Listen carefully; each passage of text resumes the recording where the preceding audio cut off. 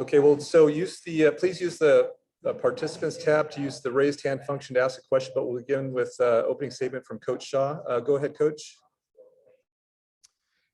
Yep, good to see everybody. Thought we had a positive day today. Good cap on the spring game, on the entire spring season for us. Came out of it healthy, which is job number one for us here. And really got a chance for some young guys to run around.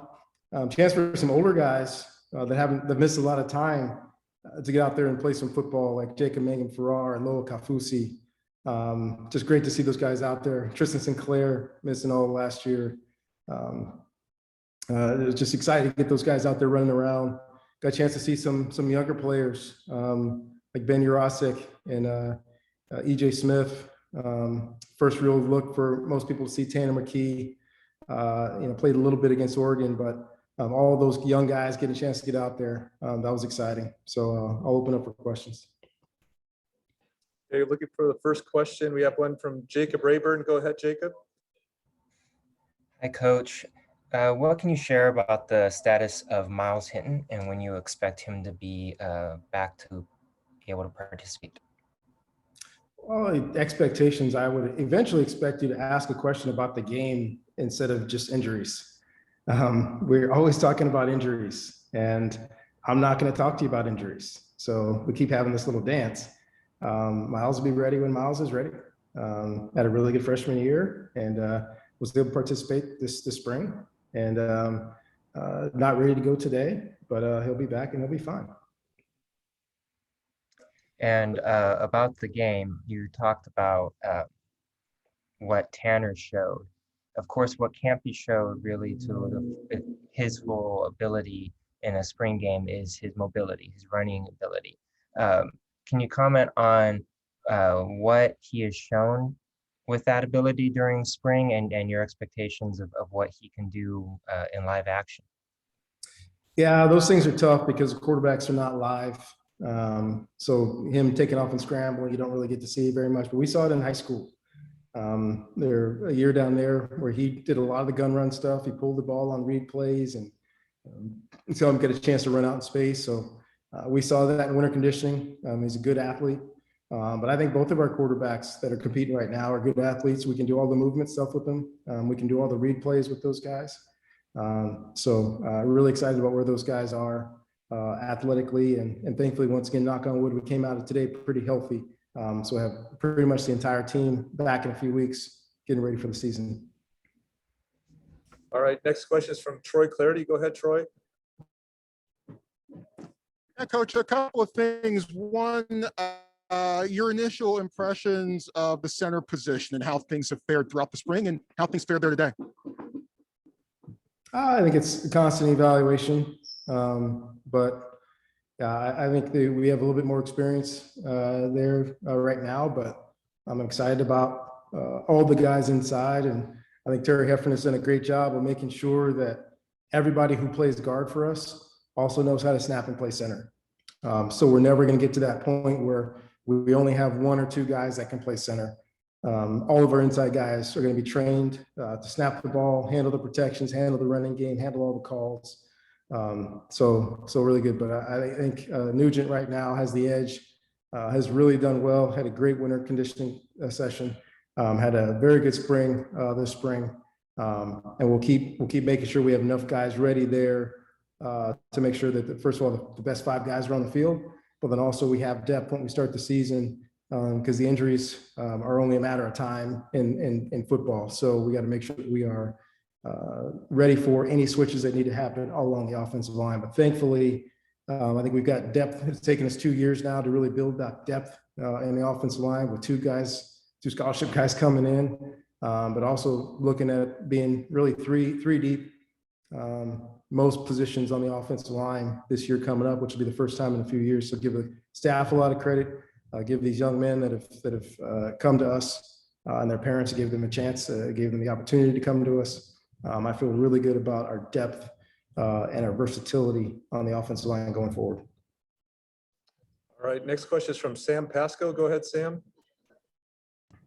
Hey, Coach, as someone that's seen multiple quarterbacks come through here with success and eventually make it to the NFL, is there any attribute or characteristic that you look for early what makes you say, this guy, is something special looking forward, or this guy's going to be our leader? Is there anything in specific early on that you look for?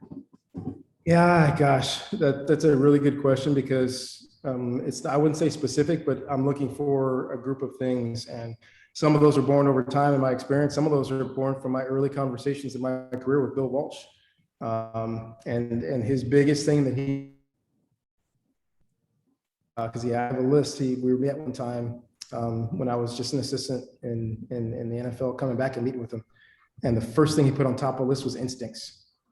Accuracy is huge, repeatable motion, enough athleticism. Not everybody has to be like Kyler Murray, but enough athleticism to move around in the pocket. But that instinct, the instinct to make the throw with guys in your face, that instinct and have feel to slide in the pocket, that instinct to turn it on when we need you to turn it on and when the game is tight. All of those things really lead towards guys following you and trusting you. What you say and how you say it doesn't matter if you can't back it up on the field. So I feel really good about the quarterbacks we have right now, and those guys really being able to handle all the things we throw at them, and have those instincts to play the game in those positions. Thank you. All right, next question is from Jackson Moore. Go ahead, Jackson. Hey, Coach, oftentimes, this public opportunity will get generalized a little bit of what was witnessed. Just from your viewpoint, what was or what was not indicative of what you saw from the previous 14 practices today? Well, early on in the scrimmage today, you felt what we've been seeing in practice is when our starters are out there on defense, we are faster than we've been in a while. So the explosiveness of a Jacob Mangum-Farrar combined with Thomas Booker, who's in the best shape of his life, who looks really quicker than he's ever looked before at 295 pounds. And Tristan Sinclair, we missed his athleticism last year. So you saw the speed and violent nature of those guys up front in our front seven, which is really exciting to see. And then later you kind of saw some of the athleticism that we have on the offensive side with Bryson Tremaine, who is he finished the season doing really well, and he's even better than he's ever been before.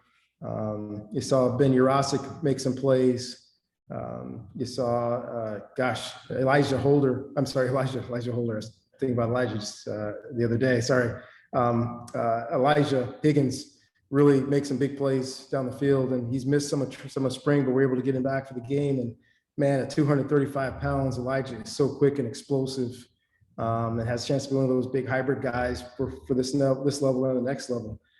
So I think you saw the combination of the speed and athleticism and explosiveness on defense, along with some pretty good skill positions on the offensive side, including EJ and Casey, two sophomores now that look like they're going to play big roles for us, guys that can make people miss and make big plays with the ball in their hands. All right, next question is from Harold Gutman, and then after that, we'll go with one more question. That'll be from Jacob Rayburn. Go ahead, Harold. Hi, I'm just wondering, with some of these position battles where you have guys competing for the starting spot, how much stock do you put into their performance in the spring game? Or is it just one data point among many? Is it bigger than that? Or is it really just kind of, this is just a chance to get out there and it's not as meaningful as something else? It's a little, anytime we scrimmage, anytime it's live, for me, it counts a little bit more. So to practice really well in a non-tackle practice is great, but practicing really well when we're playing live is more important. So that'll play some part in it, but it's real kind of a longevity. And I'm one of those guys, I de-emphasize the battles to start. Outside of quarterback, for me, it really doesn't matter, because anybody else will put you in for the plays that we think you should be in on, or the situations you should be in on. So you look at our front. If we're completely healthy, we are 2 deep at inside and outside linebacker, and kind of 3 deep at inside linebacker of guys that can go out there and play. So like the great teams in college football, you just got to be able to roll those guys. So I don't really care who starts, because we're going to rotate some guys to keep them fresh and keep getting after offenses. So those battles, they'll be won by somebody to see who gets to take the first play.